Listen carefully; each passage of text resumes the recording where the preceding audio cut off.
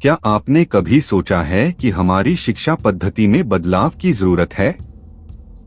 क्या हमें अपनी आने वाली पीढ़ियों को यह सिखाना चाहिए कि गुरुत्वाकर्षण का रहस्य सबसे पहले भास्कराचार्य ने खोजा था, न कि न्यूटन ने? और एक और सवाल, अगर गैलीलियो ने 1600 के आसपास टेलीस्कोप का आविष्कार किया, तो हमारे पूर्वज उससे सैकड़ों साल पहले से नवग्रहों की पूजा कैसे कर रहे थे? आखिर उन्होंने 9 ग्रहों के बारे में कैसे जाना? लेकिन ये सवाल यहीं खत्म नहीं होते। एक और सोचने वाली बात, आर्यभट्ट ने हजारों साल पहले ही यह कैसे बताया कि पृथ्वी गोल है और अपनी धुरी पर घूमती है, जबकि यह बात पश्चिमी दुनिया में बहुत बाद में मानी गई। और क्या आप जानते हैं कि ऋग्वेद में की ध्वनि का वर्णन सिर्फ आध्यात्मिक नहीं, बल्कि एक ऊर्जा और विज्ञान के रहस्य को उजागर करता है। दोस्तों, यह वीडियो आपको सोचने पर मजबूर कर देगा कि भारतीय प्राचीन ग्रंथों में छिपा ज्ञान कितना अद्भुत और वैज्ञानिक था। दोस्तों, भारत का इतिहास केवल कहानियों और किंवदंतियों तक सीमित नहीं है। हमारे प्राचीन ग्रंथों में ऐसा अद्भुत और गहन ज्ञान छिपा हुआ है, जिसे जानकर आप हैरान रह जाएंगे। इन ग्रंथों ने न केवल आध्यात्मिकता और संस्कृति को दिशा दी, बल्कि विज्ञान, गणित, चिकित्सा और खगोल विज्ञान जैसे क्षेत्रों में भी दुनिया को चौंकाने वाले तथ्य दिए। क्या आप सोच सकते हैं कि जिस समय दुनिया के बाकी हिस्से अंधकार में थे, भारत में ऋषि और मुनि ऐसे सिद्धांतों को समझा रहे थे जो आज भी आधुनिक विज्ञान की नींव हैं। यही नहीं, इन ग्रंथों में छिपा ज्ञान इतनी बारीकी से लिखा गया था कि आधुनिक विज्ञान भी कई बार इसे समझकर चकित रह जाता है। आज के इस दूसरे भाग में, जैसा कि हमने वादा किया था, हम आपको 5 और चौंकाने वाले तथ्य बताएंगे। ये तथ्य सिर्फ रोचक नहीं, बल्कि यह साबित करते हैं कि भारत विज्ञान के क्षेत्र में सदियों से अग्रणी था। आप जानेंगे कि हमारे ऋषियों ने ब्रह्मांड, ऊर्जा और यहाँ तक कि मनुष्य की चेतना के उन पहलुओं को भी समझा था जिन पर आधुनिक विज्ञान अब शोध कर रहा है।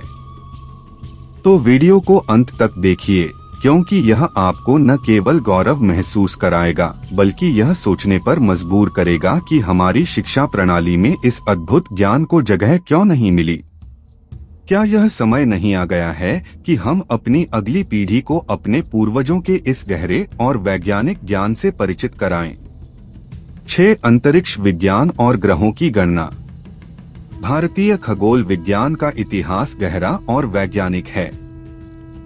सूर्य सिद्धांत में ग्रहों की गति, उनकी दूरी और समय मापन की अत्यंत सटीक गणना की गई है। इसमें पृथ्वी के सूर्य के चारों ओर परिक्रमा करने की बात स्पष्ट रूप से बताई गई है। आर्यभट्ट ने आर्यभट्टियम में लिखा था कि पृथ्वी गोल है और अपनी धुरी पर घूमती है।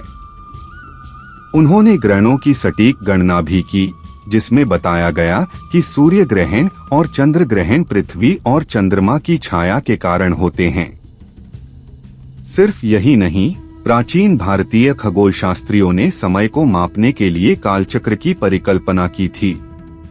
इसमें न केवल साल, महीनों और दिनों का विवरण है, बल्कि ग्रहों के वर्षों तक का उल्लेख मिलता है। यह ज्ञान इतना सटीक था कि आधुनिक खगोल विज्ञान में भी इसकी उपयोगिता देखी जा सकती है। 7 ध्वनि और ऊर्जा का विज्ञान। भारतीय ग्रंथों में मंत्रों का महत्व केवल आध्यात्मिक नहीं, बल्कि वैज्ञानिक भी है।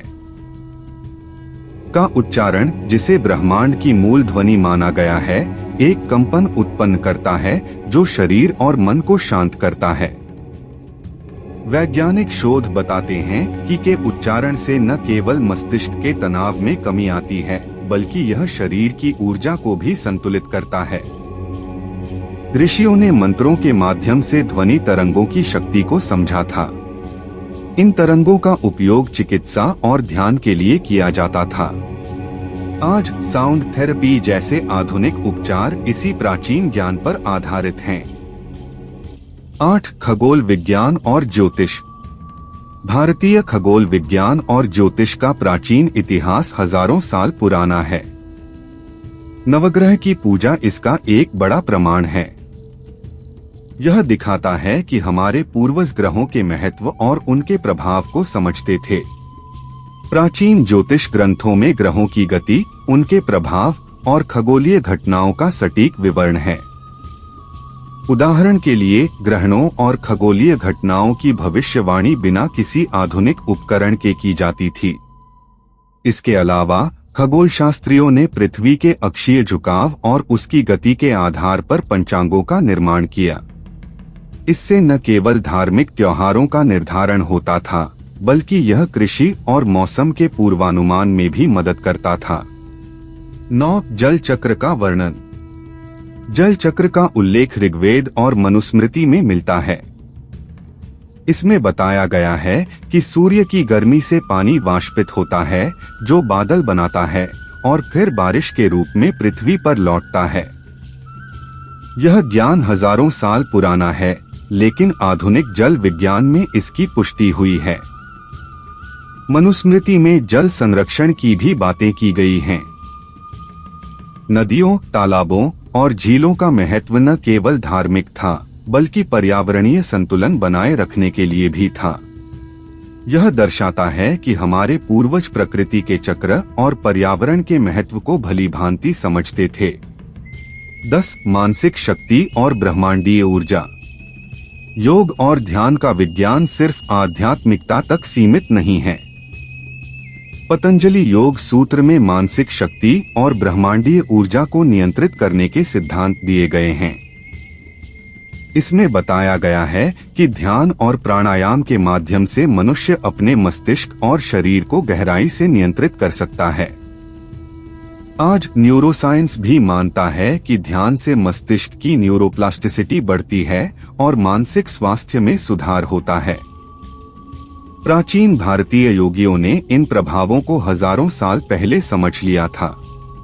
योग के विभिन्न आसनों और प्राणायाम का उद्देश्य न केवल शरीर को स्वस्थ रखना था, बल्कि ऊर्जा के प्रवाह को भी नियंत्रित करना था। यह ब्रह्मांडीय ऊर्जा को जोड़ने का एक माध्यम था। दोस्तों, क्या अब भी आपको लगता है कि भारतीय प्राचीन ग्रंथ केवल धार्मिक कथाएं हैं? या फिर आपको यकीन हो गया है कि हमारे ऋषिमुनियों का ज्ञान विज्ञान और तर्क से परिपूर्ण था? सोचिए, जिस ज्ञान की आधुनिक विज्ञान आज खोज कर रहा है, वह हमारे पूर्वजों ने हजारों साल पहले ही समझ लिया था। क्या यह समय नहीं आ गया है कि हम अपने इतिहास को केवल गौरव के लिए नहीं, बल्कि सीखने के लिए भी अपनाएं? और क्या हमें अपनी शिक्षा प्रणाली में बदलाव कर आने वाली पीढ़ियों को यह बताना चाहिए कि गुरुत्वाकर्षण का रहस्य न्यूटन से पहले ही भास्कराचार्य ने खोज लिया था? या फिर यह सवाल पूछना चाहिए कि गैलीलियो के टेलीस्कोप से सदियों पहले भारत में नवग्रहों की पूजा कैसे संभव हुई? अगर आप भी मानते हैं कि हमारी प्राचीन धरोहर को सही सम्मान और पहचान मिलनी चाहिए, तो इस वीडियो को शेयर करें और हमारे प्रयास को सपोर्ट करें। और हाँ, यह तो बस शुरुआत है। अगले वीडियो में हम आपके सामने और भी गहरे और चौंकाने वाले वैज्ञानिक तथ्यों को उजागर करेंगे, जो भारत की अद्भुत विरासत को साबित करते हैं। तो हमारे चैनल डिस्कवर इंडिया इनसाइट्स को सब्सक्राइब करें और बेल आइकन दबाएं, ताकि आप एक भी वीडियो मिस न करें।